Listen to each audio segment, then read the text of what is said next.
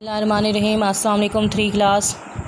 मैं आपकी साइंस की टीचर। मैं आज आप लोगों को साइंस के लेसन नंबर 12 की ट्रांसलेशन करवाऊंगी और इसकी बुक एक्सरसाइज है, यानी कि इसी लेसन की आप लोगों की एक्सरसाइज है। जो वर्क पेज होता है आप लोगों का वो आप लोग करेंगे। आप लोगों का नेक्स्ट राउंड स्टार्ट हो चुका है, जिसमें डेट है आप लोगों की 4 अगस्त 2020 एंड ट्यूसडे सनी। डेट आप लोग लाजमी पुट किया करें बुक पर। जो भी आपको डेट पुट करवाई जाती है, चाहे वो जिस भी सब्जेक्ट की हो, इससे आप लोगों को ये पता चलेगा कि आप लोगों ने काम किया है या नहीं किया। बुक एक्सरसाइज आप लोग कर लेते हैं, बट इसके मीनिंग्स जो होते हैं वो आप लोग बिल्कुल नहीं करते, जो कि बहुत ज़्यादा ज़रूरी हैं। जिस तरह से आपके लिए इसकी एक्सरसाइज ज़रूरी है, तो इस चीज़ को लाजमी मद्देनज़र रखें आप लोग कि जिस बच्चे की बुक एक्सरसाइज के साथ साथ उसके मीनिंग लिखे हुए होंगे उसके भी आपको मार्क्स दिए जाएंगे, अदरवाइज़ नहीं दिए जाएंगे। ये चीज़ आप लोगों ने नहीं छोड़नी, क्योंकि इसके जो मीनिंग हैं वो आप लोगों की एक्सरसाइज में, आप लोगों की रीडिंग में बहुत ज़्यादा हेल्पफुल होते हैं। अब इसमें देखिए, आप लोगों के साइड के मीनिंग्स होते हैं, जो कि आपके टेली स्मार्ट टेस्ट में भी आपको बताया गया था।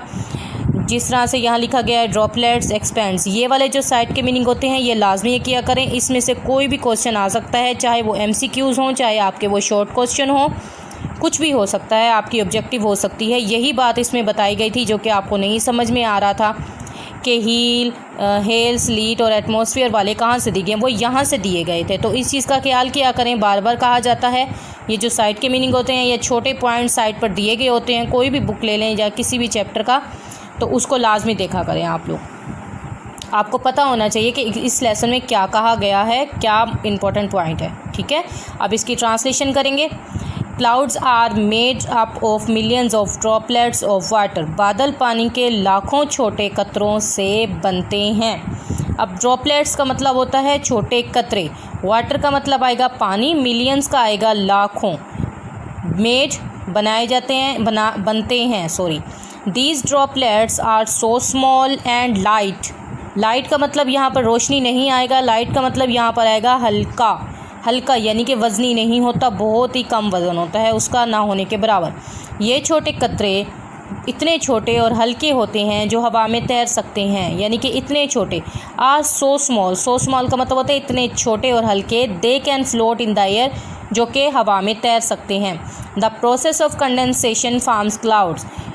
इस अमले इंजमात से बादल बनते हैं। Over air contains water vapours. Contains का मतलब होता है मुश्तमिल। हमारी हवा आबी बुखारात पर मुश्तमिल है। व्हेन वार्म एयर राइजेज, यानी कि जब गर्म हवा फैलती है। राइजेज का मतलब है उभरती है। इट एक्सपेंड्स, फैलती है। एक्सपेंड्स का मतलब आएगा फैलती है, उभरती है और फैलती है। वार्म का मतलब आएगा गर्म। एंड कूल्स, तो वो ठंडी हो जाती है। Some of the vapours in this air condense into tiny water droplets. अब इस लाइन की ट्रांसलेशन देखेंगे। बुखारात जो हैं, अब मैंने पहली लाइन में कहा है जब गर्म हवा ऊपर उठती है तो ये फैलती है और ठंडी हो जाती है। अब आबी बुखारात, कुछ बुखारात हवा में गाढ़े होकर छोटे कतरे बन जाते हैं। कुछ बुखारात हवा में शामिल होकर छोटे कतरे बन जाते हैं। When millions of A such tiny droplets come together they become cloud. लाखों छोटे कतरे इकट्ठे होते हैं तो बादल बन जाते हैं। ठीक है, क्लाउड बन जाते हैं इकट्ठे। टुगेदर का मतलब इकट्ठे। समझ आ गया। अब इसकी एक्सरसाइज है, आप लोगों ने ये देख लें। इस पर भी आप लोगों ने वर्क पेज पर इसी तरह से डेट पुट करनी है इस पर। अब इसका वर्क पेज है, आप लोगों का ये याद करना है आप लोगों ने, ये आपकी रिवीजन है। The process of condensation forms clouds. अब इसमें येस और नो बताना है आपने। इसमें फर्स्ट स्टेटमेंट क्या है, अमले इंजमात से बादल बनते हैं। जी हाँ, इसमें क्या आएगा, सही, यस आएगा। राइट नहीं लगाना, यस आएगा। Clouds reflect sunlight, yes. Clouds are mixture of a huge droplets, no. क्या आएगा इसमें, no. Alto clouds lie above 6500 feet, no. Cirrus clouds are highest clouds, yes. ठीक हो गया। अब नेक्स्ट एक्सरसाइज देखेंगे। Filling the blanks with the correct option. Our air contains dash vapours, heat, air या water. Water vapours होते हैं यानी कि पानी के बुखारात। The dash clouds contain ice crystals, तो क्या आएगा, हाईएस्ट, यानी कि इस पर टिक भी करेंगे आप। Usually clouds look white. Clouds किस तरह के होते हैं, अक्सर देखने में वाइट, रेड या ब्लू, क्या होते हैं, white. There are dash types of clouds, 3 types of cloud. Dash clouds usually cover the whole sky. Stratus, tick इसके साथ साथ करना ज़रूरी है आप लोगों का। अब यहाँ पर देखें ये पेज करवाया जा रहा है, तो इसमें भी आप लोगों की इसी तरह से डेट यहाँ पर मेंशन होनी चाहिए।